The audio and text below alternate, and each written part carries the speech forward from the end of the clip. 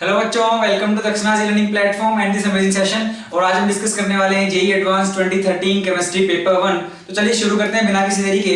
सबसे पहला क्वेश्चन देखिए, क्वेश्चन नंबर 21 क्या पूछा गया है? The compound that does not liberate CO2 on treatment with aqueous sodium bicarbonate solution is. तो बेसिकली आपको दिया गया है NaHCO3 और पूछा है भाई इनमें से कौन सा कंपाउंड है जो CO2 लिबरेट नहीं करेगा। अब इसमें क्या है, अब ये क्वेश्चन आपको क्या है नोट्स में काफी बार कराया जाता है। आसान सा सवाल है कि भाई NaHCO3 ठीक है किसी एसिड के साथ रिएक्ट करेगा जो यहां आपको दे रखे हैं और क्या बनेगा। अब अगर भाई आपको ये रिएक्शन आगे ले जानी है तो क्या होगा, मतलब अगर वीक भी लोगे तो भी रिएक्शन तो हो जाएगी, लेकिन हमें अगर CO2 लिबरेट करवाना है तो हम चाहेंगे H+ एक्सेप्ट करे ये, क्योंकि ये बनाएगा H2CO3 और वो आपको देगा H2O+CO2। तो मतलब H+ इसको एक्सेप्ट करना है तो हम कह रहे हैं यहां से बनेगा H2CO3 प्लस ये एसिड जो है ये अपना बनाएगा बच्चों क्या, कॉन्जुगेट, कुछ अपना बेस बनाएगा। ठीक है, अब हमें पता है भाई अगर ये हो रही है तो रिएक्शन आपकी क्या स्ट्रॉन्ग से वीक की तरफ जाती है। मतलब जो ये एसिड रहा होगा ये आपका बच्चों क्या होगा, H2CO3 से ज्यादा स्ट्रॉन्ग होगा। और अगर ये H2CO3 से ज्यादा स्ट्रॉन्ग है, अब ये आपको पता होना चाहिए कि भाई कौन इससे स्ट्रॉन्ग है कौन नहीं है। तो सल्फोनिक हो कार्बोक्सिलिक हो बच्चों सारे इससे स्ट्रॉन्ग हैं, तो वो बाइकार्बोनेट साथ रिएक्ट करने पे ये बनाएंगे और ये फर्दर डिकम्पोज होकर आपको CO2 और H2O देगा, तो CO2 लिबरेट होगी। लेकिन ऑप्शन डी देखिए, आप कार्बोलिक एसिड दिया है लेकिन जेई वालों का भला हो, क्यों? क्योंकि उन्होंने कार्बोलिक एसिड के ब्रैकेट में दे दिया भाई फिनोल है।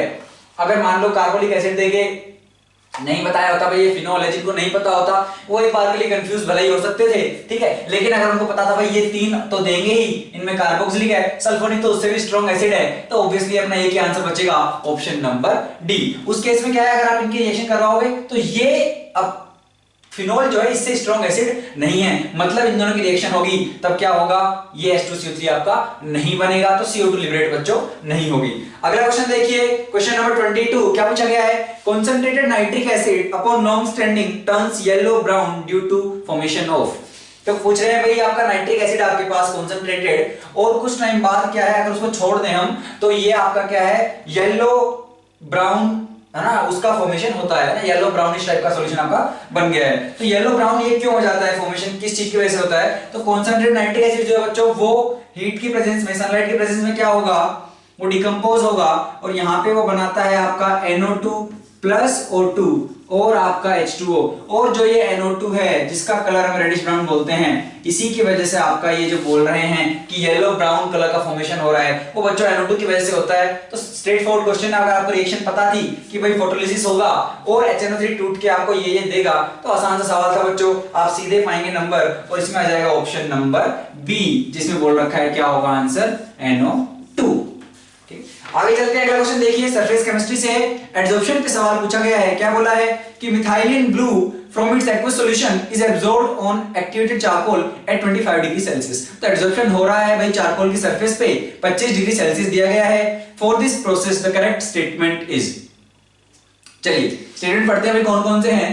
स्टेटमेंट 1 देखिए बच्चों, The adsorption requires activation at 25 degree Celsius. अब एक बात देखिए, इन्होंने क्वेश्चन में बोल रखा है ऑलरेडी कि भाई the methylene blue is adsorbed on activated charcoal। तो एक्टिवेटेड चारकोल तो हमारे पास ऑलरेडी है ना, तो और एक्टिवेशन की जरूरत अपने को नहीं पड़ेगी, तो ऑप्शन ए आपका बच्चों क्या है, गलत है। अगला देखिए option number B, the adsorption is accompanied by decrease in enthalpy. तो ये अपने को पता है भाई एडसॉर्प्शन में क्या हो रहा है, आपकी जो गैसेस हैं वो एक सरफेस पे एडसॉर्ब हो रही हैं, उनके बीच में इंटरेक्शन बन रहा है, उसकी एनर्जी लो होगी और एनर्जी लो होगी बच्चों तो उसकी हीट क्या होगी, इस प्रोसेस में रिलीज होगी, तो एंथैल्पी उसकी क्या हो जाएगी, डिक्रीज करेगी। डेल्टा H नेगेटिव होगा इस प्रोसेस का, ये ऑप्शन बिल्कुल सही है।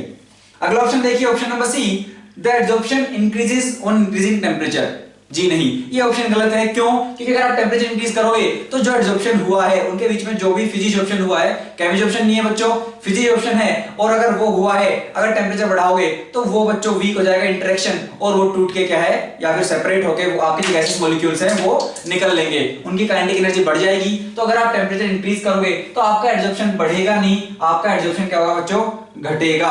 तो आपका ऑप्शन नंबर सी भी क्या है, गलत है, सही नहीं है, क्योंकि इन्होंने बोला है कि भाई बढ़ेगा।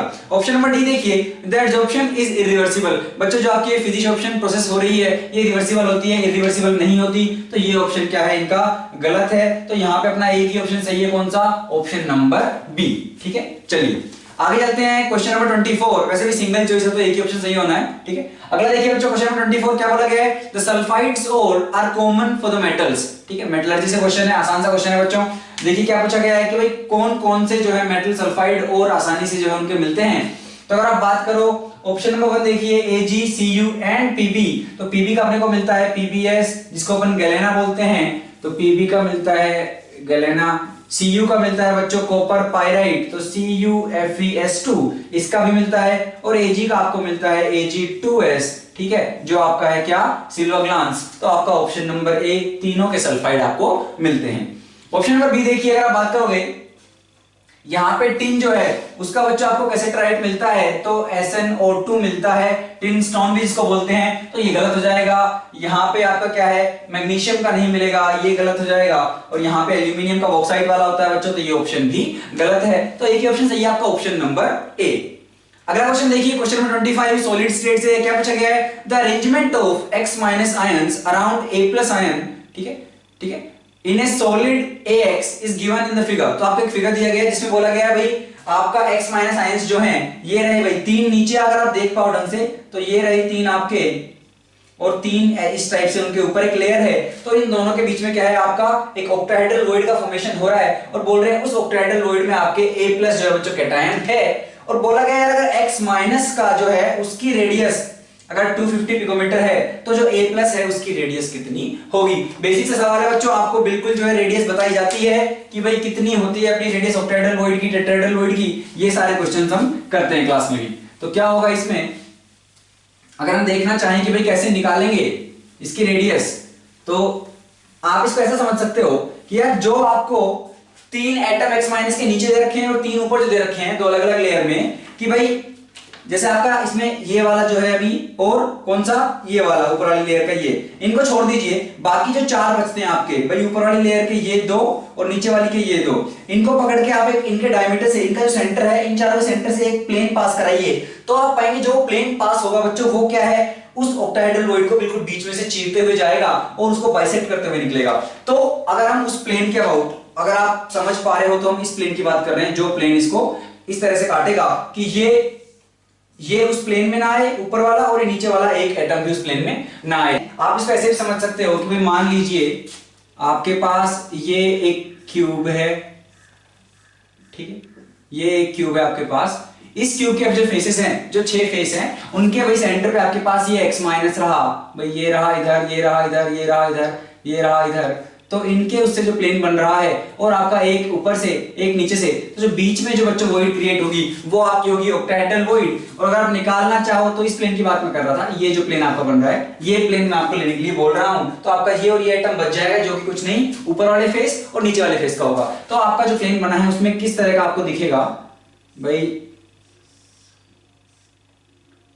ये आपके फेस सेंटर वाले रहे। अब थोड़ा सा डायग्राम हमें अच्छा बनाना पड़ेगा, तो हम कोशिश करते हैं। ये रहा आपका फेस सेंटर पे बच्चों, और जो बीच में आपकी वॉइड क्रिएट होगी वो आपकी बच्चों ऑक्टाहेड्रल वॉइड। तो बेसिकली ये क्या करेंगे, डायगोनल के अलोंग बच्चों टच करेंगे इस तरीके से। तो आप कह सकते हो यार √2a, क्योंकि ये आपकी a है बच्चों, ये डायगोनल तो √2a, और वो क्या हो जाएगा, जो आपका X माइनस है ये आपके X माइनस है, ये आपका A प्लस है, तो X माइनस की R मिलके 2R हो गई, ठीक है। तो basically 2R of X minus plus 2R of बच्चों आपका A प्लस, ठीक है। A अपने को पता है A भी कितना होगा आपका भाई, सेंटर सेंटर जा रहा है, तो वो भी इसका क्या हो जाएगा, इसकी जो डायमीटर होगी बेसिकली आपका जो स्फीयर है उसकी 250 रेडियस दे रखी है, तो हम कह सकते हैं √2 इंटू 500 इक्वल्स हो जाएगा बच्चों 2 इंटू 250 करेंगे दोबारा, तो ये हो जाएगा आपका 500 प्लस 2 और रेडियस ऑफ आपका A प्लस, जो आपकी कुछ नहीं बच्चों ऑक्टाहेड्रल वॉइड ही आपकी है। तो हमने कहा रेडियस ऑफ A प्लस जो यहां से आएगी वो आएगी √2 माइनस 1 इंटू 500, और यहां से आपके पास 2 था, इस 2 को उधर ले जाइए तो बाई 2, यहां से क्या आएगा, इसको सोल्व कीजिए तो आएगा 0.414 इंटू 500 बाई 2।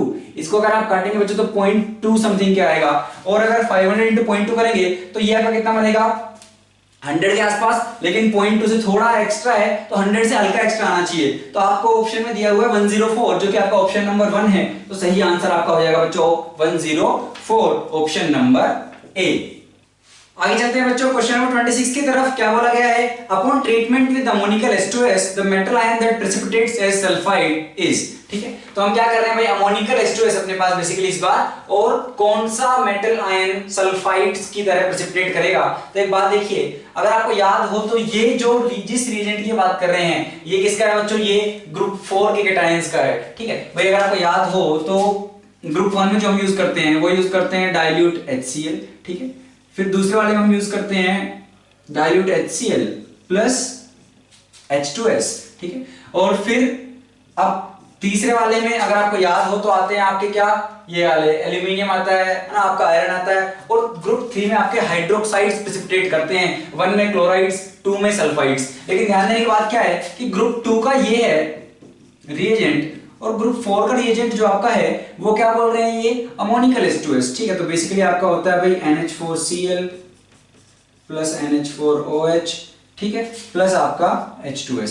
ठीक है, तो यहां पे हम क्या रखते हैं, यहां पे अपने पास बेसिक H2S है, यहां पे आपके पास बच्चों एसिडिक H2S है। क्यों, क्योंकि ग्रुप 2 के जो सल्फाइड्स हैं उनकी सॉल्युबिलिटी ग्रुप 4 के सल्फाइड से कम होती है। यहां पे क्या होगा भाई, ग्रुप 2 में आपका H2S जो होगा वो जाएगा 2H प्लस H2 माइनस में, लेकिन आपने डायरेक्ट HCl दे रखा है तो H+ का कंसंट्रेशन इसकी वजह से और आएगा, उसकी वजह से आपकी रिएक्शन बच्चों बैकवर्ड जाएगी। लीचेट के प्रिंसिपल है, सिंपल सी बात है। तो सल्फाइड का कंसंट्रेशन कम होगा, और कंसंट्रेशन कम होगा तो जिसकी सॉल्युबिलिटी कम है वो प्रेसिपिटेट कर जाएगा। लेकिन ध्यान देने की बात देखो, उन्होंने बोला है भाई अमोनिकल H2S, तो जो बेसिक में क्या फर्क पड़ेगा, बेसिक में आपके पास बेसिकली OH माइनस है ना, ग्रुप 4 में बात कर रहे हैं। अब OH माइनस होंगे तो वो H+ को खा जाएंगे, और H+ को खाएंगे तो रिएक्शन आपकी फॉरवर्ड आएगी, आपका S2+ का जो है H2 माइनस जो है सल्फाइड का कंसंट्रेशन बढ़ेगा।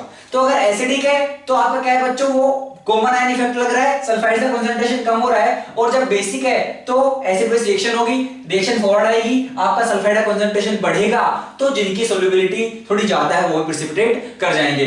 तो इसमें आपके ग्रुप 4 के प्रेसिपिटेट कर जाते हैं। ठीक है, इसके बाद वाले जो है आपके भाई आपका अमोनियम या फिर फर्स्ट है और सेकंड है जो है आपका अल्कली और अल्कलाइन, उनके कैटायन प्रेसिपिटेट नहीं करते हैं, बाकी कर जाते हैं। और जो एसिडिक में कर गया था वो बेसिक में तो करेगा ही करेगा। और ग्रुप 3 में प्रेसिपिटेट तो मिलता है, लेकिन किसका, वो हाइड्रोक्साइड्स का मिलता है। तो जो आपका Fe3+ है, Al3+ है, उनके सल्फाइड्स नहीं, वो प्रेसिपिटेट होंगे इस कंडीशन में, लेकिन हाइड्रोक्साइड्स बनके।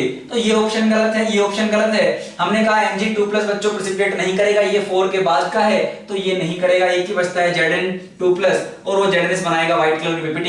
तो आपका ऑप्शन डी यहाँ पे सही है।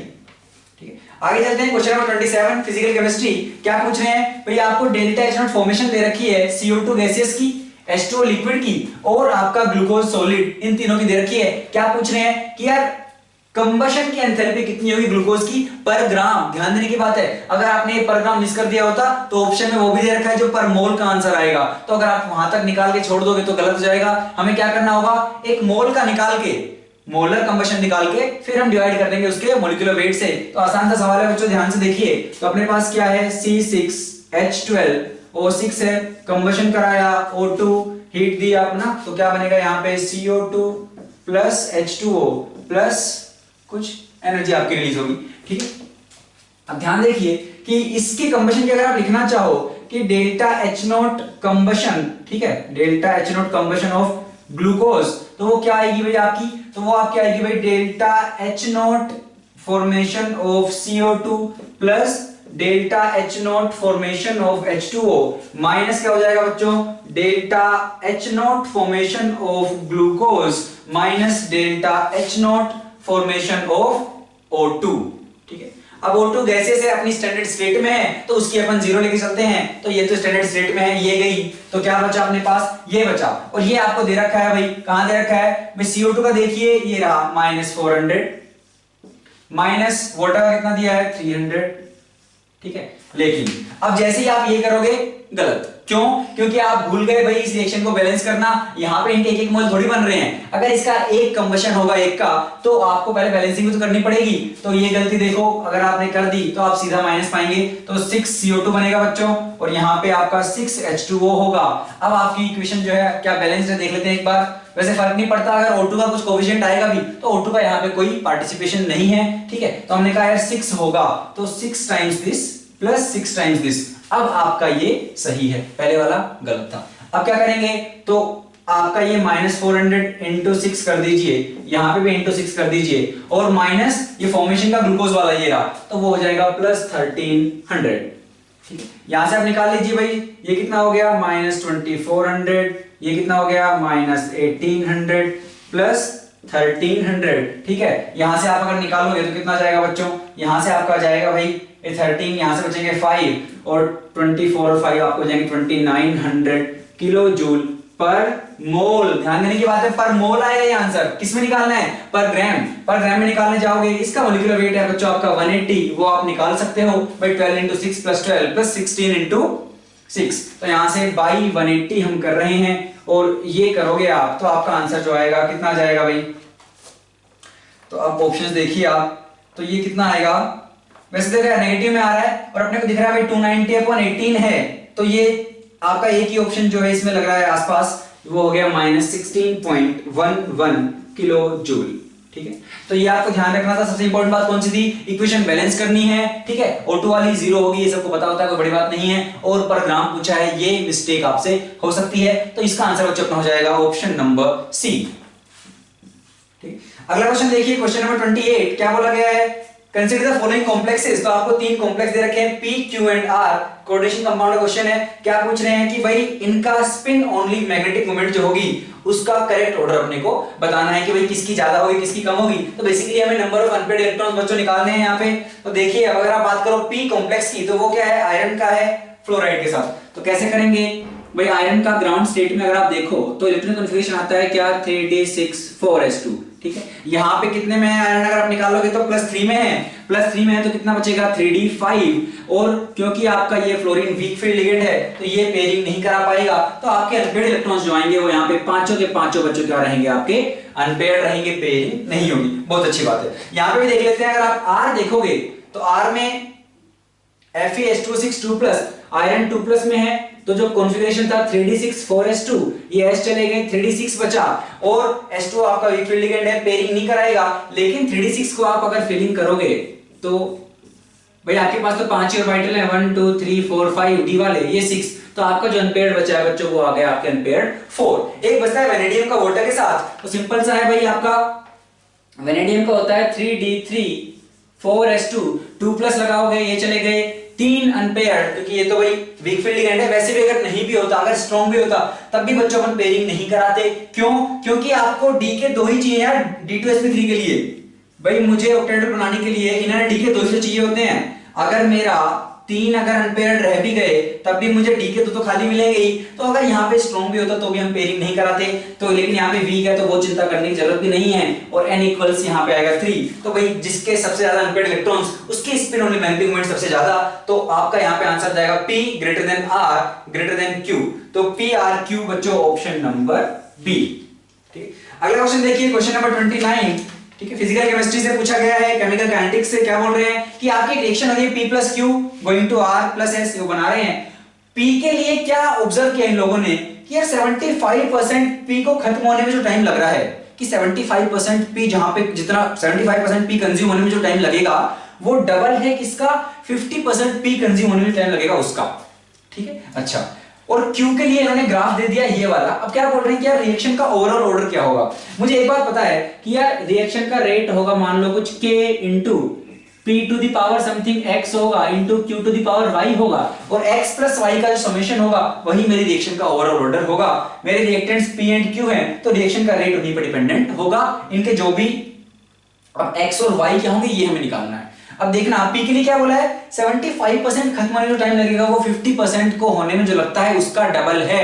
तो यार ये तो सिंपल सी फर्स्ट ऑर्डर दे रखी है। क्यों, क्योंकि फर्स्ट ऑर्डर में हम पढ़ते हैं यार, अगर मान लीजिए आपका A था, A से A/2 हुआ, A/2 का फिर और आधा हो गया A/4। हाँ, हम क्या कह रहे हैं यार, A से A/2 जाने में जो टाइम लगेगा इसको हम T½ बोलते हैं, और यहां पे जो T½ लगा, अब वो आपका क्या है, हर बार आधा आधा होने में T½ लगता रहता है फर्स्ट ऑर्डर में। तो हम कह रहे हैं A से A/2 जाने में T½ तो A/2 का आधा A/4 और खत्म होगा। ठीक है, तो उसमें भी T½ अब अगर आप देखो कि A से A/4 जाने में T½ दो T½ लग गए, और A से A/2 जाने में एक T½ तो यहां से A से A/4 वो डबल है, ऑब्वियस सी बात है, पहले वाली T½ का भाई उसी का जस्ट डबल टाइम लग रहा है। तो मतलब P वाली जो है बच्चों ये क्या है, मेरी फर्स्ट ऑर्डर रिएक्शन है पी के रेस्पेक्ट में, तो मैंने कहा पी का जो पावर होनी चाहिए यहाँ पे वो होनी चाहिए 1। सही बात है। क्यू का अगर आप देखो तो आपको सिंपल सा ग्राफ दे रखा है कि भाई कॉन्सेंट्रेशन ऑफ क्यू जो है वो डायरेक्टली प्रोपोर्शनल है बच्चों किसके, टाइम के। ठीक है, तो हम कह रहे हैं यार क्यू जो आपका है बच्चों वो आएगा कुछ k इंटू टी।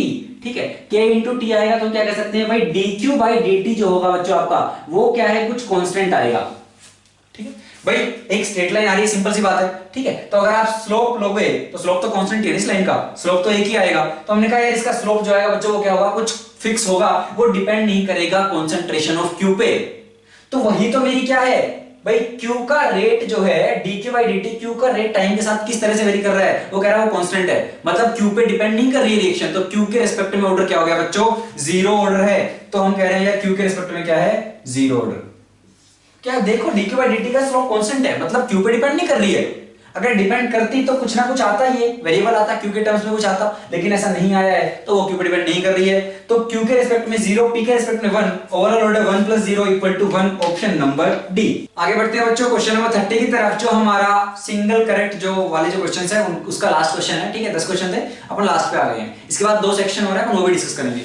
तो ये क्वेश्चन अगर आप देखो ऑर्गेनिक केमिस्ट्री से काफी अच्छा सवाल है। ठीक है, थोड़ा सा आप कह सकते हो कि भाई इसमें अगर आपको पहले से नहीं पता तो आप कंफ्यूज हो सकते हो कि भाई देखिए क्या बताना है, SN2 का ऑर्डर बताना है अपने को। भाई SN2 का रेट जो होगा किसमें फास्ट होगा किसमें स्लो होगा। PQRS आपको 4 कंपाउंड दिए गए हैं। ठीक है, एक बात देखिए कि ये आपका जो है, अब अपने को एक बात पता है यार SN2 जो है अपनी, ठीक है, अगर आपको हिंड्रेंस मिलेगी तो इसकी रेट जो होगी बच्चों स्लो हो जाएगी। इसलिए हम बोलते हैं 1 डिग्री में फास्ट होता है 2 डिग्री से, और 2 डिग्री में फास्ट होता है 3 डिग्री से, क्योंकि इसमें आपको काफी ज्यादा हिंड्रेंस मिलेगी। तो जब लिविंग ग्रुप आपका जा रहा है, न्यूक्लियोफाइल अटैक कर रहा है, तो वहां पे जो ट्रांजिशन स्टेट बन रही है काफी हिंड्रेंस होगा, रेट आपकी धीमी पड़ जाएगी। तो हमने कहा अगर आपको वही 1 डिग्री टाइप का मिले तो वो ज्यादा होगा। सही बात है। तो आपको यहां देख के लग सकता है यार ये वाला 2 डिग्री रहा, यहाँ पे हिंड्रेंस है, बाकी यहाँ पे Cl अटैच्ड है 1 डिग्री वाले से, यहाँ पे भी आप देखो 1 डिग्री से ही है, यहाँ पे भी बच्चों 1 डिग्री से है। लेकिन ये क्या अजीबोगरीब दे दिया है, यहाँ पे आप देखो कार्बोनिल ग्रुप दे दिया है। ठीक है, यहाँ पे एक अलाइलिक दे रखा है और ये आपका 2 डिग्री वाला है। तो एक बात तो निश्चित है कि भाई P आपका Q से ज्यादा होगा। और दुख की बात ये है, अगर आप ये चेक करोगे तो ये 4 ऑप्शन में है, P > Q आपका 4 ऑप्शन में है। तो हम यहां से तो कुछ नहीं निकाल सकते, एक भी एलिमिनेट नहीं हुआ। आप ये कह सकते हो यार P जो होगा, अब यहां पे भी थोड़ी बहुत हिंड्रेंस तो होगी एज कंपेयर टू दिस। ठीक है, तो हम ये कह सकते हैं कि यार Q जो है ये तो लास्ट में होना चाहिए। ठीक है, और R जो है अपना Q से तो आगे होगा, क्योंकि यहाँ पे भाई क्या है, ये 1 डिग्री है, ये 2 डिग्री वाला है, यहाँ पे ज्यादा हिंड्रेंस है। तो मैं एक बात निश्चित तौर पे कह सकता हूं कि यार मेरा Q जो होगा वो R से आगे होगा, और P जो है वो भी मेरा Q से आगे है, R से भी आगे है। तो मैंने एक बात बोल दी कि यार P वो है R से आगे और वो है, और Q लास्ट में है।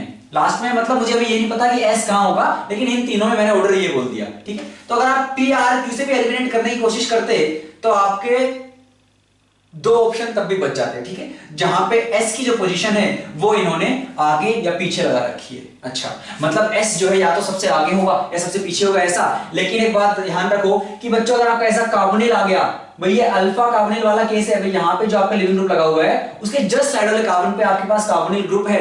अगर ऐसा कुछ मिल जाए तो उस केस में देखा गया SN2 का जो रेट है वो बहुत अच्छा रहा।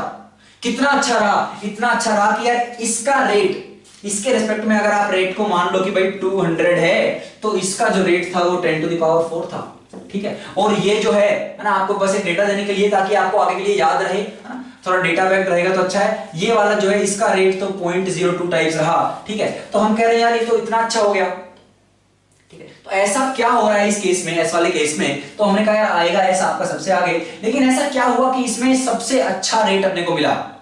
तो ये किस तरह से ट्रांजिशन स्टेट को स्टेबल कर रहा है वो हम समझने की कोशिश करते हैं। भाई बात देखिए, ये वाला जो आपका कार्बन है, भाई अगर हम इस पे क्या बना लें, इसको थोड़ा सा अपन ऐसे करते हैं कि मान लीजिए ये C आपका रहा, ये CO था, और इस पे आपका बच्चों क्या था, CH2 था।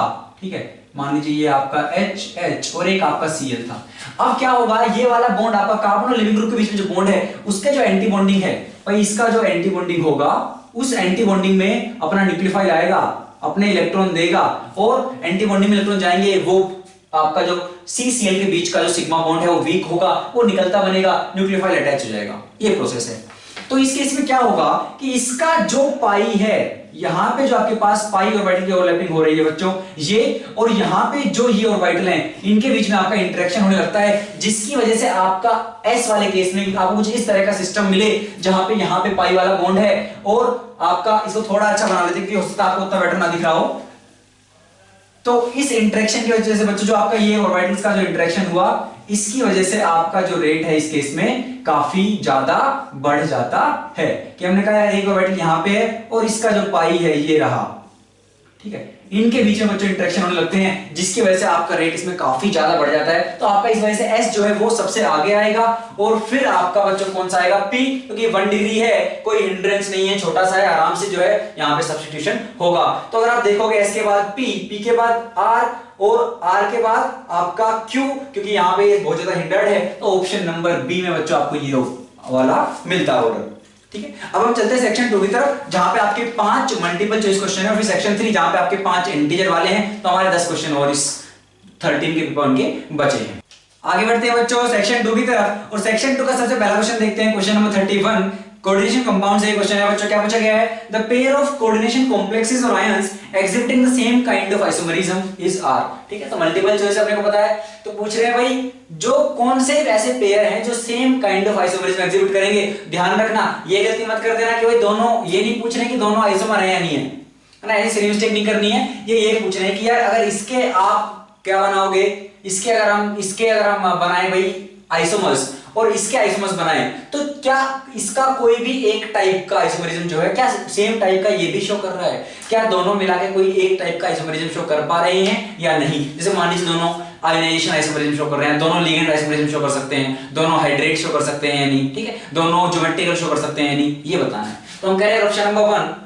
ऑप्शन नंबर 1 में देखिए, अब क्या इसमें ऐसा नहीं करना है आपको कि यहाँ पे करने लग जाओ, क्या जैसे क्वेश्चन मिला आप निकालने लगे हाइब्रिडाइजेशन क्या है, ये क्या है, वो क्या है, नहीं करना है यार। आपको कम से कम टाइम में क्वेश्चन सोल्व करना है, तो फटाफट देखना है कि यार, है ना, और फटाफट देखना है कि यार हमें क्या इसके स्ट्रक्चर बनाने की जरूरत है या नहीं। अगर नहीं है तो फटाफट आगे बढ़ो, क्योंकि टाइम उतना इंपॉर्टेंट बच्चों के पेपर में होता है। अगर आप देखो यहाँ पे तो 2 दिए हुए हैं, अगर मैं सेकंड वाले को देखूं, ठीक है, तो मैं कह रहा हूं सेकंड वाला जो है ये ज्योमेट्रिकल शो कर सकता है, ठीक है, कोई दिक्कत नहीं है। क्यों शो कर सकता है ज्योमेट्रिकल, क्योंकि Cl2 है, तो ये Cl एक बार ऑक्टेहेड्रल कॉम्प्लेक्स है, तो Cl जो है बच्चों सिस पे आ सकता है, ट्रांस पे आ सकता है, लेकिन ये केवल ज्योमेट्रिकल कर सकता है। आयोनाइजेशन, देखो लिगेंड वेगेंड की तो बात ही खत्म हो गई, है ना। आयोनाइजेशन के बाद अगर आप करोगे तो आयोनाइजेशन में क्या ये Cl इस NH3 की जगह जा सकता है, तो हमने कहा नहीं, ये आप क्या शो नहीं करेगा, आयोनाइजेशन आइसोमरिज्म बच्चों शो नहीं कर सकता, क्योंकि Cl अगर अंदर आया NH3 बाहर जाएगा, तो इस कॉम्प्लेक्स आपका जो ये कोऑर्डिनेशन स्फीयर है, इस पे चार्ज आपका नहीं बचेगा, ये न्यूट्रल हो जाएगी, ठीक है। तो हमने कहा ये केवल ज्योमेट्रिकल शो कर रहा है, तो क्या ये ज्योमेट्रिकल शो कर सकता है, नहीं कर सकता। क्यों,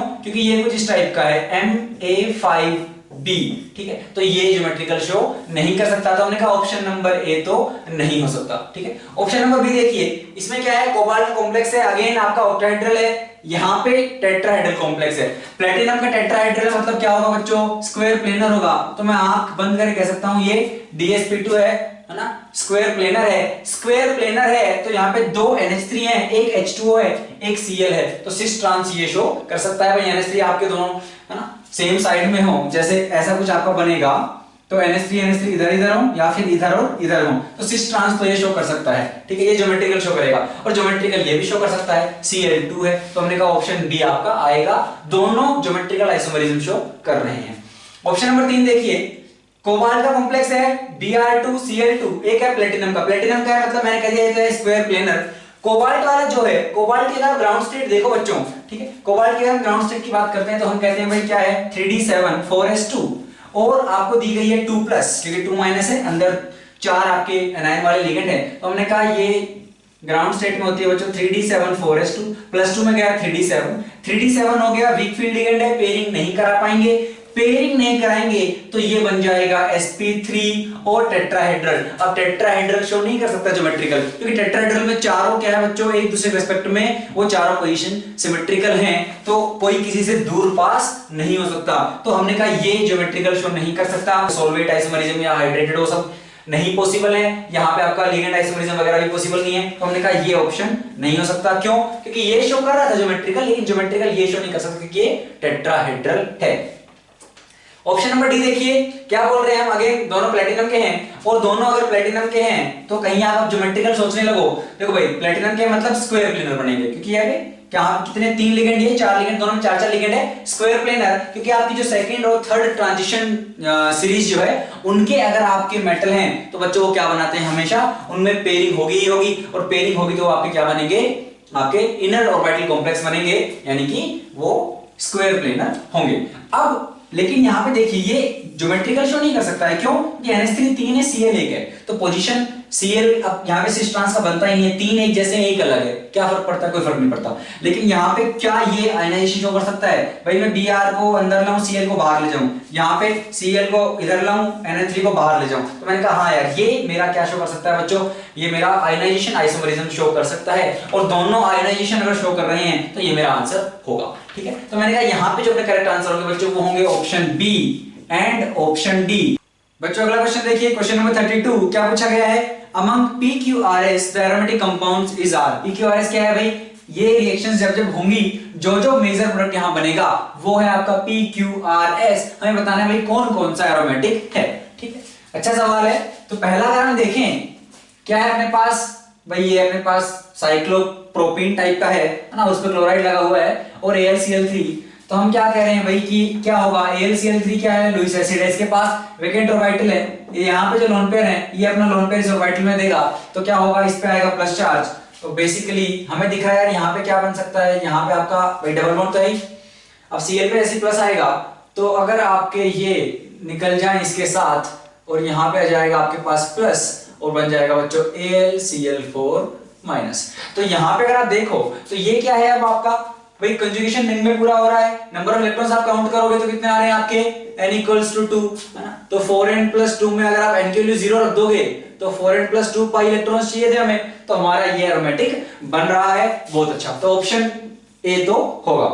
दूसरा देखिए इसमें क्या है, अपने पास सोडियम हाइड्राइड, तो आपके पास H- है जो कि काफी अच्छा बेस है, तो H- क्या करेगा, अब यहाँ पे भाई 4 पाई इलेक्ट्रॉन्स तो हैं, और कंप्लीट कॉन्जुगेशन के लिए अपने को क्या चाहिए भाई, यहाँ पे अगर एक माइनस चार्ज आ जाए तो क्या हो जाएगा, आपके 6 पाई इलेक्ट्रॉन्स हो जाएंगे, 4n plus 2 में n की वैल्यू 1 रखिए, आपका एरोमेटिक बन रहा है। ठीक है, लेकिन अब क्या है, हमें यहाँ से अगर माइनस चाहिए तो आपको H+ निकालना पड़ेगा, H+ क्या निकल सकता है, बिल्कुल, क्योंकि ये हाइड्राइड है, काफी अच्छा बेस है, ठीक है, वो यहाँ से H+ को लेके चला जाएगा, यहाँ पे माइनस रह जाएगा और आपका जो बनेगा वो एरोमेटिक कंपाउंड बन जाएगा। तो हमने कहा ऑप्शन नंबर बी में भी एरोमेटिक कंपाउंड बच्चों बन जाएगा, कोई दिक्कत नहीं है।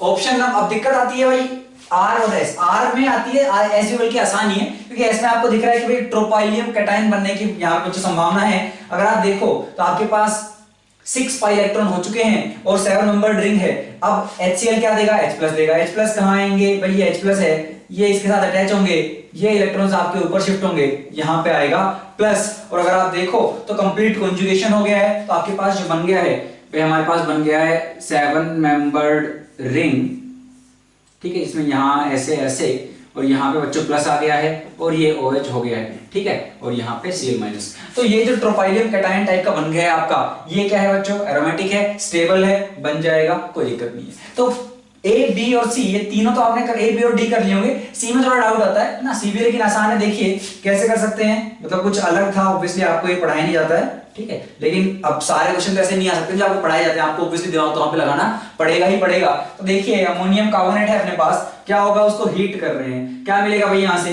अमोनियम कार्बोनेट जो है अपने को दिया गया है NH4 twice CO3, ये क्या देगा भाई आपको, ये देगा आपको बच्चों NH, ठीक है, बेसिकली ये क्या है आपका NH4 प्लस CO3 2 माइनस है, क्या होगा भाई, ये H+ इसको देगा, तो बेसिकली ये बन जाएगा NH3 प्लस HCO3 माइनस। तो यहां से अगर आप इसको हीट कर रहे हो बेसिकली, तो आपको क्या मिलेगी बच्चों, अमोनिया गैस मिलेगी। अब बेसिकली बात क्या है, इसका पर्पस इतना ही था कि आपको अमोनिया दी गई है, अब अमोनिया और इसकी रिएक्शन होगी, अब हम देखते हैं कि भाई अपने पास क्या बनेगा। तो अपने पास बाकी 3 ऑप्शन हो गए थे, केवल एक बचा है और इसको भी अब हम देख लेते हैं।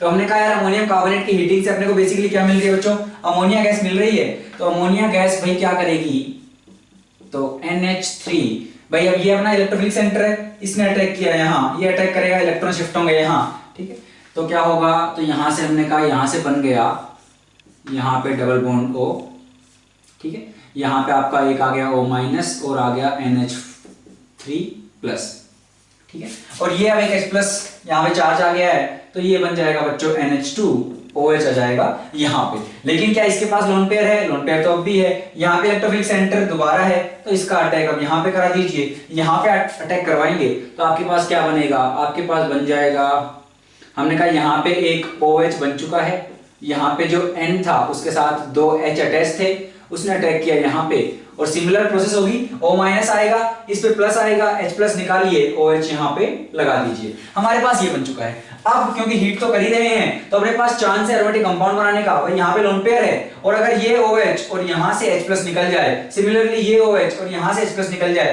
तो आपका डबल बॉन्ड यहाँ, डबल बॉन्ड यहाँ, और देखिए आपके पास बेहतरीन 6 pi electron conjugated system planar ring अपने पास बन गया एरोमेटिक कंपाउंड। तो हमने कहा ऑप्शन नंबर आर भी जो है, ये आर कंपाउंड जो है, ये भी आपका बच्चा एरोमेटिक है। क्या बना है भाई? फाइनल जो आपके पास बन गया है वो कुछ ऐसा है, इसके साथ N, और ये आपके पास ये रहा, कुछ ऐसा आपके पास बन गया है। तो आपके चारों ही PQRS चारों के चारों एरोमेटिक हैं, और इसका आंसर क्या होगा बच्चों? फिर आपका ABCD चारों ही सही है।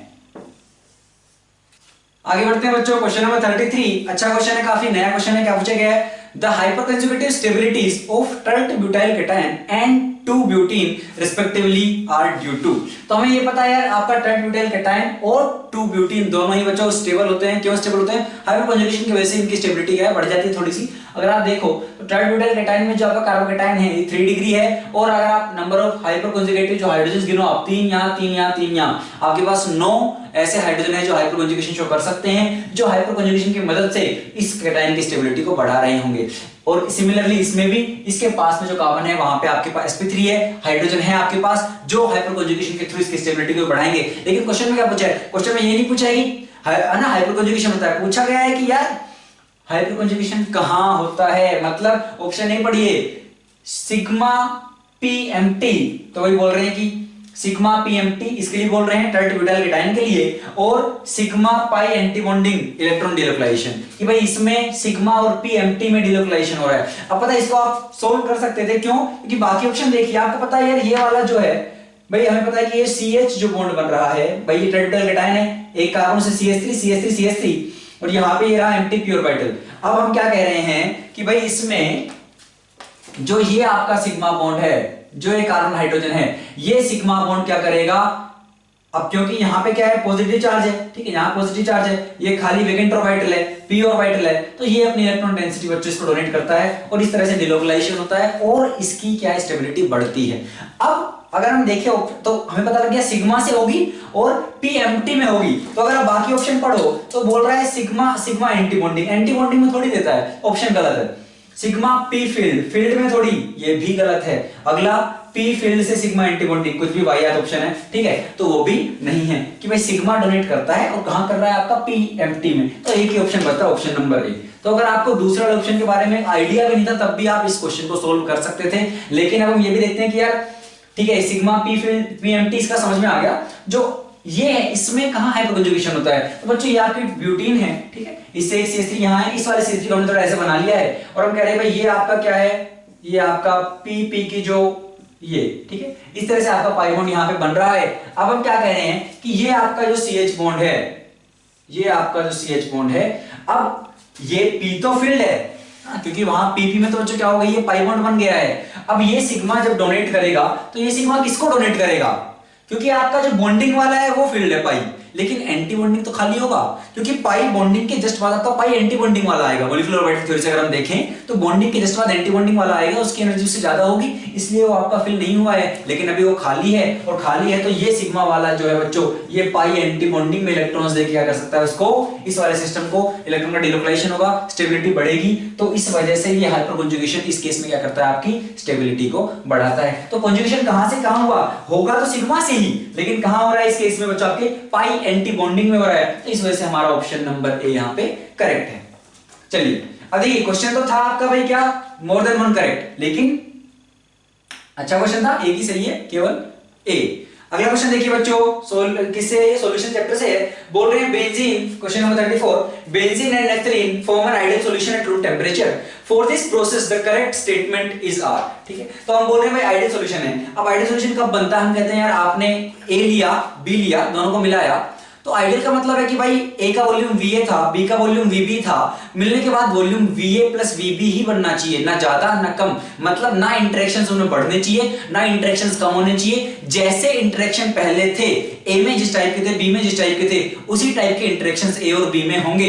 तो ना पार्शियल प्रेशर ऊपर जाएगा ना पार्शियल प्रेशर नीचे आएगा, तो ना तो उसका बॉइलिंग पॉइंट बढ़ेगा घटेगा। तो जैसा पहले था वो उसी टाइप का बिहेव बच्चों करेगा, इंटरेक्शंस नहीं होंगे तो उसकी एनर्जी ना कम होगी ना ज्यादा। तो डेल्टा H जो होगा, एंथैल्पी चेंज जो होगा इस प्रोसेस के लिए, वो क्या होगा? जीरो होगा।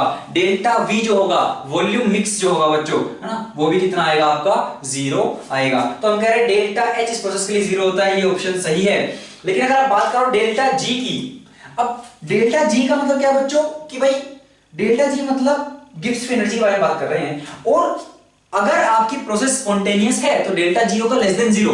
अब दो चीजों को आपने मिलाया तो वो तो मिलेंगी ना यार, तो ये प्रोसेस आपकी स्पॉन्टेनियस है, तो delta G less than zero होगा, यहाँ पे जीरो नहीं होगा। तो ए क्या है यहाँ पे? गलत है, पॉजिटिव बोल रखा है। पॉजिटिव होगा नॉन स्पॉन्टेनियस के लिए। आपने दो लिक्विड्स को मिलाया, धड़म में से मिल रहा कि बहुत ही आसानी से मिल जाएंगे, और अगर आसानी से मिल रहे हैं बच्चों तो क्या होगा? उसका delta G should be less than zero, it can not be greater than zero because it's the spontaneous process. ठीक है, ऑप्शन नंबर बी देखिए, डेल्टा S सिस्टम। ठीक है, अब सिस्टम के एंट्रोपी के बारे में बात कर रहे हैं। अब अगर पहले अपने पास ए सॉल्यूशन था कुछ, एक बी था, मतलब बेंजीन अलग थी नैप्थलीन अलग थी, अब आपने दोनों को मिला दिया।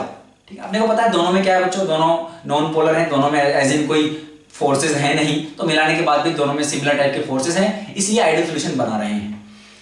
तो लेकिन एंट्रोपी सिस्टम की, पहले यार बेंजीन अलग था नैप्थलीन अलग था, अब आपने दोनों को मिला दिया तो अब तो ज्यादा मस्ती होगी। ज्यादा मस्ती होगी मतलब बच्चों की एंट्रोपी भी क्या कर जाएगी? बढ़ जाएगी सिस्टम की। आपने रैंडमनेस को बढ़ा दिया है तो सिस्टम की डेल्टा S तो बढ़ेगी यहाँ पे। ठीक है, अच्छा, सिस्टम की डेल्टा S बढ़ेगी, लेकिन सराउंडिंग की हमने भी बात की क्या? एंथैल्पी यहाँ पे बच्चों क्या है? Zero enthalpy change. तो यहाँ पे ना सिस्टम ने हीट एब्जॉर्ब की है ना उसने कहीं रिलीज की है। तो अगर ऐसा हुआ है तो सराउंडिंग से उसने क्या हीट का एक्सचेंज ही नहीं किया है, उसने सराउंडिंग से हीट ना ली है ना दी है। और अगर आप बात करो, फॉर्मूला अपना होता है भाई डेल्टा S सराउंडिंग, है ना, मतलब सराउंडिंग से अगर हीट ली नहीं है तो आपकी यार एंट्रोपी सराउंडिंग क्या होगी बच्चों? जीरो होगी। ठीक है, क्योंकि डेल्टा Q क्या है बच्चों? Q सिस्टम आपका मतलब सराउंडिंग से जो हीट इसने ना ली है ना दी है, तो सराउंडिंग का इंटरेक्शन नहीं है, सराउंडिंग के एंट्रोपी में कोई चेंज नहीं आएगा, तो सराउंडिंग की होगी जीरो, लेकिन सिस्टम की होगी पॉजिटिव और एंथैल्पी चेंज होगा zero. Correct options are option B, C and D. ठीक है, अगला क्वेश्चन देखिए बच्चों, क्वेश्चन नंबर 35, और ये अपना इस सेक्शन का लास्ट क्वेश्चन है। क्या बोल रहे हैं कि भाई अपन हाइड्रोलिसिस कर रहे हैं एक एस्टर का, एस्टर अपने पास क्या है? मिथाइल एसीटेट, और हम क्या कर रहे हैं? मिथाइल एसीटेट अपने पास, हम उसका हाइड्रोलिसिस कर रहे हैं। एक बार किया हमने वीक एसिड से HA, जिसका कंसंट्रेशन कितना है? 1 मोलार है, और फिर हमने किया एक बार स्ट्रॉन्ग एसिड से हाइड्रोलिसिस, और जिसका कंसंट्रेशन 1 मोलार था। बोल रहे हैं जो जब अपन ने वीक एसिड से उसको हाइड्रोलाइज किया तो जो रेट आई वो 1/100 टाइम्स, मतलब कम आई। कितनी कम आई? इतनी कम आई, 1/100 टाइम आई। किसकी? जब हम स्ट्रॉन्ग एसिड से हाइड्रोलाइज करें तो हमें बताना है जो वीक एसिड रहा उसका K क्या होगा, उसका डिसोसिएशन कांस्टेंट क्या रहा होगा। कैसे करेंगे देखिए बच्चों, अच्छा क्वेश्चन है। तो ये बोल रहे हैं यार आपके पास क्या है? कुछ RC double bond OR dash था।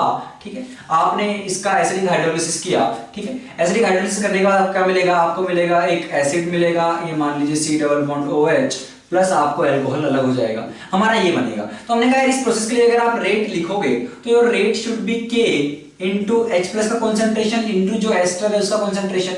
लेकिन हमें पता है ये क्या होती है बच्चों? आपकी सूडो फर्स्ट ऑर्डर रिएक्शन है। ठीक है, तो जो H प्लस का कॉन्सेंट्रेशन है अपन इन दोनों को क्या लिख देते हैं? K डैश लिख देते हैं, और एस्टर। आपका जो H प्लस है यहाँ वो किसका काम करता है? वो कैटलिस्ट का काम करता है, वो कंज्यूम नहीं होता है प्रोसेस में, बाद में आपको H प्लस अपना वापस जो है मिल जाएगा, जितना यूज आएगा वापस बाद में मिल जाएगा। केवल वो रिएक्शन को क्या है? कैटलाइज कर रहा है, स्पीड को बढ़ा रहा है। तो K डैश हम लिख सकते हैं। अब अगर आपका H प्लस का कंसंट्रेशन बढ़ा तो आपका K डैश बढ़ेगा, K डैश बढ़ेगा तो रेट बढ़ेगा। तो हम कह रहे हैं इनिशियली, और वैसे भी आपको देख के पता लग रहा है केवल फर्क किसका आ रहा है? H प्लस कितना मिल रहा है उसका फर्क यहाँ पे आएगा।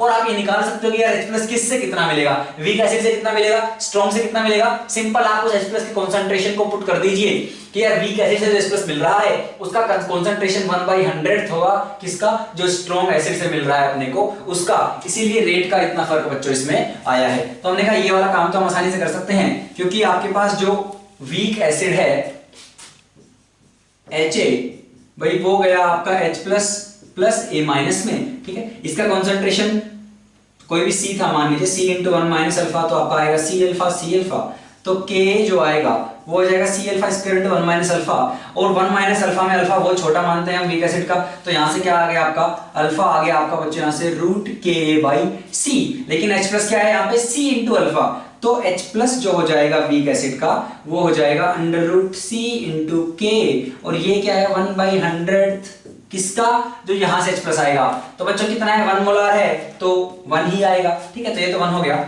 हमें क्या निकालना है, K निकालना है। C अपने को पता है इसका कितना है, इसका भी कॉन्सेंट्रेशन बच्चों कितना है 1 मोलार है, तो यहां से K क्या आ गया 10 टू द पावर -2 थी, उसका स्क्वायर कितना आ गया 10 टू द पावर -4। तो आपका जो इक्विलिब्रियम कांस्टेंट मतलब इसका जो आएगा K वीक एसिड का कितना आएगा वो 10 to the power -4, option number A, ठीक है। आगे चलते हैं बच्चों सेक्शन 3 की तरफ। सेक्शन 3 में आपके पास 5 इंटीजर टाइप क्वेश्चंस हैं, और पूछा है क्या पूछा है कि भाई 0 से 9 तक जो भी आंसर होगा बता दीजिए। तो चलिए शुरू करते हैं। पहला question, question number 36 organic chemistry से है। क्या पूछा गया है, the total number of carboxylic acid groups present in product P। तो भाई P जो बनेगा यहां से ये रिएक्शन करवाने के बाद उसमें कितने COOH ग्रुप होंगे। ध्यान से देखिए बच्चों, क्या करवा रहे हैं, पहले एसिडिक हाइड्रोलिसिस करवा रहे हैं। क्या होगा भाई, अपने पास इधर डबल बॉन्ड वगैरह कुछ नहीं होगा, बस ये है आपके पास यहाँ पे अनाइड्राइड है, वो अनाइड्राइड भाई जिससे बना था वही मिल जाएगा, मतलब आपको 2 एसिड यहाँ पे इस तरह से मिल जाएगी, ठीक है। COOH यहाँ पे हीट करेंगे तो क्या होगा भाई, ध्यान से देखिए इसके यहाँ पे ये अल्फा ये बीटा, बीटा कीटो का केस है, CO2 बच्चों उड़ जाएगी यहाँ से भी, ठीक है। उसके बाद करवा रहे हैं ओजोनोलिसिस, और कौन सा, वो भी ऑक्सीडेटिव H2O2 डाला है, तो ऑक्सीडेटिव ओजोनोलिसिस करवा रहे हैं। यहां से आपकी CO2 चली गई तो भाई CO2 के मतलब कार्बन भी गया बेसिकली, तो आपका ये पूरा सिस्टम चला गया, यहां से कुछ नहीं बचा, ठीक है। इतना बचा है आपके पास। अब ये है ऑक्सीडेटिव ओजोनोलिसिस करवाया, डबल बॉन्ड टूट जाएगा, डबल बॉन्ड टूट के आपके पास डबल बॉन्ड O आया, लेकिन ऑक्सीडेटिव है जो यहाँ पे H है बच्चों वो भी ऑक्सीडाइज होगा, और आपको OH यहां भी मिल जाएंगे। तो अगर आप देखो, अब बस इतना ही था क्वेश्चन में, ठीक है। तो बहुत ही आसान क्वेश्चन था बच्चों, बिल्कुल बेसिक सवाल। तो पूछ रहे हैं भाई इसमें कितने कार्बोक्सिलिक एसिड ग्रुप्स हैं, कितने हैं 1 2, 2 ही हैं, एक ये रहा, बस। अगला क्वेश्चन देखिए बच्चों, बायोमोलिक्यूल से ठीक ठाक क्वेश्चन है, थोड़ा मैथमेटिक्स का कॉम्बिनेशंस वगैरह लगाने हैं थोड़े से।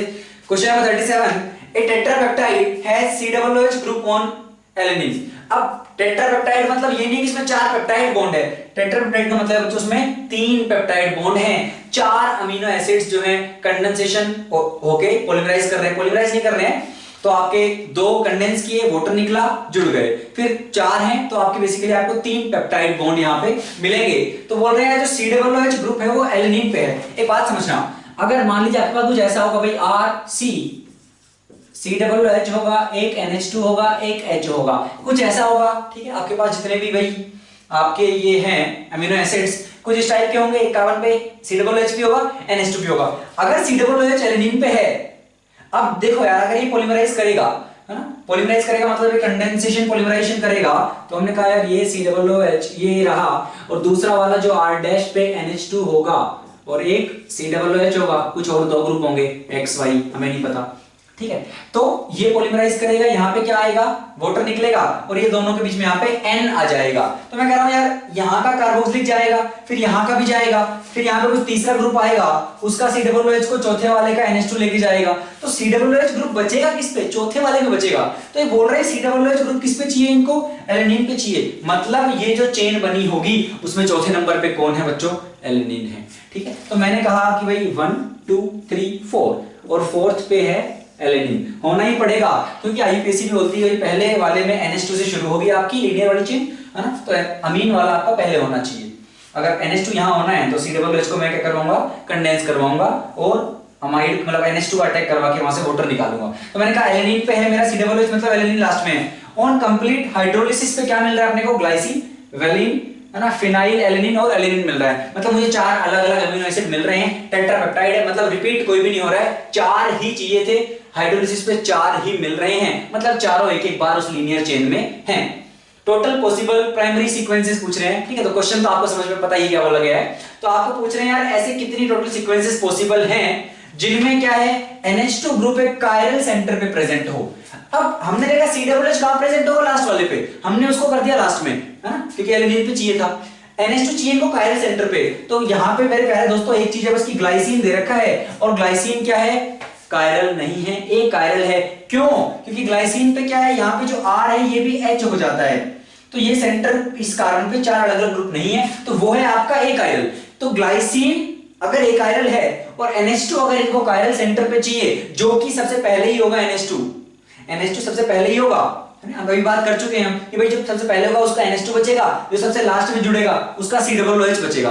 तो अगर NH2 को पहले होना है और कायरल सेंटर चाहिए, मतलब ग्लाइसिन यहां नहीं हो सकता, मतलब यहां पे क्या हो सकता है, या तो ये हो सकता है, क्या है इसका नाम, वेलिन हो सकता है, या फिर बच्चों आपका फिनाइल एलेनिन हो सकता है। ठीक है, यहां पे दो सकते हैं, मतलब ग्लाइसिन या तो यहां आएगा या फिर यहां आएगा, यहां पे फिक्स है।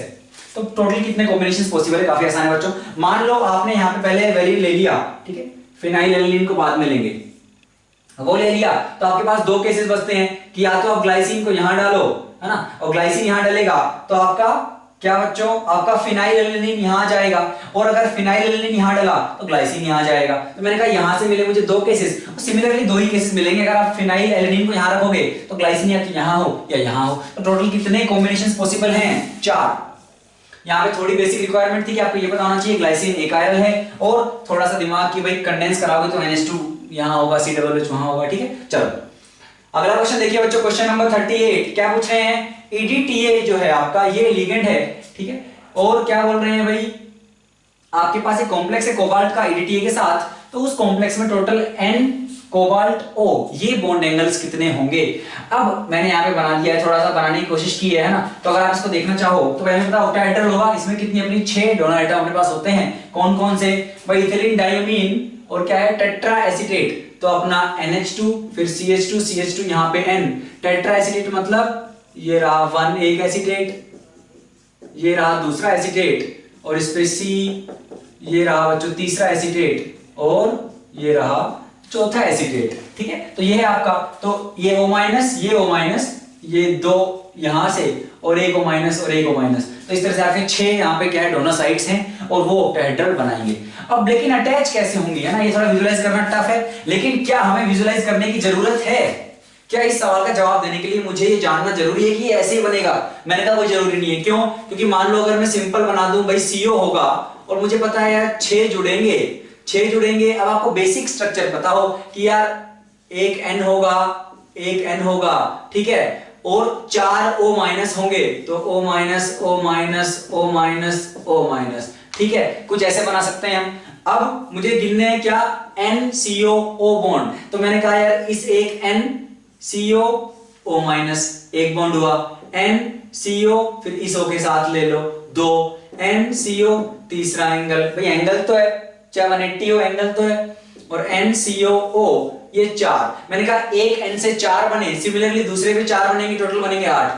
तो आपको कोई जरूरत नहीं है जानने की कि ये ऐसा बनता होगा। ठीक है, थोड़ा विजुलाइज करना चाहो तो जो ये दो पोजीशंस है भाई, मैंने इसको भाई ऊपर नीचे ये रहे अपनी साइड्स, ठीक है, और इन चारों को प्लेन में रखा है, 1 2 3 ये पीछे है, ये भी सिमिलरली पीछे है, और आपका ये रहा 4, है ना 4, तो ये 1 2 3 4 प्लेन में, ये अप एंड डाउन।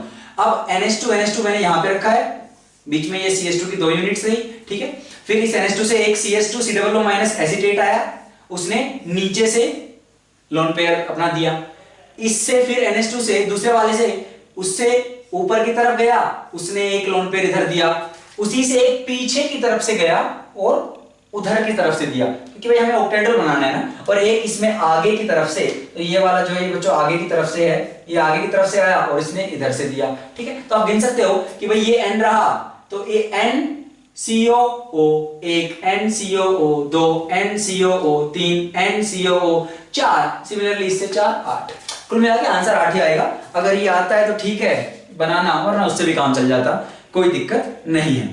आगे बढ़ते हैं बच्चों, क्वेश्चन नंबर 39 क्या पूछा गया है, the total number of lone pair of electrons in melamine is. अब जिसको ये नहीं पता मेलामाइन क्या है, उसका केवल फिर अब एक उसी पे सही हो सकता है क्वेश्चन, एक चीज पे क्या कि तुक्का लग जाए, लेकिन मेलामाइन क्या है अगर आप ध्यान दो तो मेलामाइन बच्चों अपना कुछ इस तरह का है, एक 6 एटम की रिंग है जिसमें 3 कार्बन है, 3 नाइट्रोजन है और जहां पे कार्बन है उससे एक NH2 NH2 ग्रुप लगा हुआ है। तो एक लोन पेयर यहाँ होगा, एक यहाँ, एक यहाँ, यहाँ, यहाँ, यहाँ, तो यहाँ मतलब यहाँ, तो टोटल 6 लोन पेयर बच्चों आपके पास मेलामाइन में होते हैं, है ना। ये तो पता था तो ठीक है, वरना कोई दिक्कत नहीं है। चलो क्वेश्चन नंबर 40 क्या पूछा गया है, the atomic masses of helium and neon are 4 and 20 AMU। तो ये अपने को पता था, कोई नई बात इन्होंने नहीं बताई है कि भाई हीलियम का 4 है, नियोन का 20 है। और क्या बोल रहे हैं फिर, the value of de Broglie wavelength of helium gas at -73 degree Celsius is m times that of de Broglie wavelength of neon at 727 degree Celsius. तो बोल रहे हैं भाई हीलियम की जो डी ब्रोगली वेवलेंथ है वो किस पे, मतलब -73 डिग्री सेल्सियस पे, इस टेम्परेचर पे हीलियम की जो वेवलेंथ है वो m टाइम्स है नियोन की वेवलेंथ के, लेकिन टेम्परेचर सेम नहीं है, टेम्परेचर है 727 डिग्री सेल्सियस। तो अब बस आपको डी ब्रोगली का क्या चाहिए, एक्सप्रेशन चाहिए, ठीक है, और फिर हम उसमें सब्स्टिट्यूट कर देंगे वैल्यूज, आंसर आ जाएगा बच्चों। m की वैल्यू निकालनी है। देखिए भाई डी ब्रोगली बोल के गया था लैम्डा इज इक्वल टू क्या होता है भाई h/mv, ठीक है। अब बात ये है कि यहां से मुझे किसी तरीके से रिप्लेस करना है इस v को, और मुझे इस वेलोसिटी को किसके टर्म्स में लाना है। अगर मैं टेम्परेचर अगर भाई दिया है डेटा तो उसको उम्मीद कर सकते हो कि यूज होगा, वैसे ऐसा जरूरी हमेशा नहीं है। तो मतलब वेलोसिटी को कहीं ना कहीं टेम्परेचर के टर्म में मुझे रिप्लेस करना होगा। तो मैंने कहा यार बिल्कुल गैसेस में हमने पढ़ा है कि यार आपकी वेलोसिटी कौन सी, अब चाहे आप RMS कह लो या मीन कह लो या फिर आप उसको कह लो एवरेज, सारी की अगर आप प्रोपोर्शनलिटी देखो तो वो T/m के ही प्रोपोर्शनल हैं, ठीक है, T/m के ही प्रोपोर्शनल हैं। तो इस फॉर्मूले को अपन रिप्लेस कर देते हैं कि यार जो V जो है उसमें लिख सकता हूं मैं √T/√m, ठीक है। और ये जो m है ना, इसको हम बोल सकते हैं कि ये किसके प्रोपोर्शनल होगा भाई, ये अपना m के प्रोपोर्शनल होगा। तो हम इस यहां से क्या बोल सकते हैं कि भाई ये प्रोपोर्शनलिटी जो आएगी वो आएगी 1/√mt की प्रोपोर्शनलिटी। तो जो हीलियम का लैम्डा होगा और उसका रेशियो किससे लिया गया बच्चों, नियोन के से, तो ये क्या होगा √m of neon into T of neon by √m of helium into T of helium. Simple सी बात है, अगर आप यहां वैल्यूज पुट करोगे तो m ऑफ नियोन दे रखा है भाई कितना 20 बाई हीलियम का दे रखा है 4 इंटू नियोन का टेम्परेचर, अब सेल्सियस में मत पुट कर देना, है ना, इतनी मेहनत की है तो यहाँ पे ये फालतू की मिस्टेक नहीं करनी है। तो 727 है, इसको आप अगर केल्विन में कन्वर्ट करोगे बच्चों तो 273 जोड़ दीजिए, ये आ गया 1000, और इसमें अगर जोड़ोगे आप 273 तो ये आएगा कितना 200, तो भाई ये गया 5 टाइम्स, ये भी गया 5 टाइम्स, तो रूट में आएगा, रूट से बाहर निकलेगा कितना 5। तो इसका जो आंसर होगा वो सिंपल होगा बच्चों कितना 5। अगर आप देखो तो यार जो इंटीजर वाले क्वेश्चन थे बिल्कुल टाइम ना कंज्यूम करने वाले लॉजिकल क्वेश्चंस थे, अगर हम मेलामाइन के लोन पेयर छोड़ दें तो, ठीक है। इसके अलावा जो आपका सेक्शन 2 था उसमें आपके कुछ ऑप्शंस की वजह से आपके क्वेश्चन बहुत ही अच्छे हो गए थे। जैसे जो बेंजीन नेस्टरीन वाला क्वेश्चन था उसमें जो डेल्टा एस सराउंडिंग पूछी थी वो इन्होंने क्या है थोड़ा सा क्रिएटिव बोल सकते हो, और जो जनरली बच्चों को नहीं बताया जाता है तो वहां से आपको खुद को सोच के कॉल लेनी थी, तो वो अच्छा इसलिए हो गया था। फिर एस्टर का हाइड्रोलिसिस वाला, अब अगर आपको कॉन्सेप्ट नहीं भी पता था तो भी आप H+ इक्वेट करते तो वो तो ठीक है। 33 जिसमें टर्ट ब्यूटाइल कैटायन और वो वाला क्वेश्चन पूछा था, वो एक अच्छा क्वेश्चन था, न्यू क्वेश्चन था, लेकिन ऑप्शन टिक लगा सकते थे। क्यों? क्योंकि टर्ट ब्यूटाइल के PMT एक ही ऑप्शन में था तो आंसर तो आ सकता था, ठीक है। उसके अलावा एरोमेटिक वाले में जो इन्होंने अमोनियम कार्बोनेट वाला क्वेश्चन था, जो अमोनिया का अटैक करवा के बना रहे थे एरोमेटिक, वो ऑप्शन आपसे मिस हो सकता था, बाकी अच्छा है। कोऑर्डिनेशन कंपाउंड वाले क्वेश्चन में ऑप्शन नंबर ए जो था, जहां पे आपको आयनाइजेशन वाला जो है कंफ्यूज कर सकता है, वो अच्छी बात थी। अगर सिंगल चॉइस वाले की बात करें तो आपका इसमें एक क्वेश्चन काफी अच्छा था, कौन सा, जिसमें इन्होंने SN2 की रेट वाला पूछा हुआ था, क्योंकि अगर आपको नहीं पता था वो बीटा पे कीटो वाला, ठीक है, कि भाई उस कीटो की वजह से जो हो जाएगा आपका रेट इतना ज्यादा बढ़ जाएगा कि वो 10⁴ में चला जाएगा, तो वहां पे आप थोड़ा सा मिस्टेक कर सकते थे। बाकी ओवरऑल जो पेपर था आप इजीली इसमें बच्चों स्कोर कर सकते थे, कोई बहुत टफ पेपर नहीं था, है ना, पेपर का लेवल बिल्कुल अच्छा था लेकिन बहुत टफ नहीं था। तो चलिए यहाँ पे हमारे बच्चों जो केमिस्ट्री पार्ट 1 जो है पेपर 1 का डिस्कशन समाप्त होता है, और पेपर 2 का डिस्कशन भी जरूर देखिएगा। उम्मीद है आप लोगों को ये वीडियो पसंद आई होगी, मजा आया होगा। तो इसी के साथ बच्चों पढ़ते रहिए, मुस्कुराते रहिए, बाय।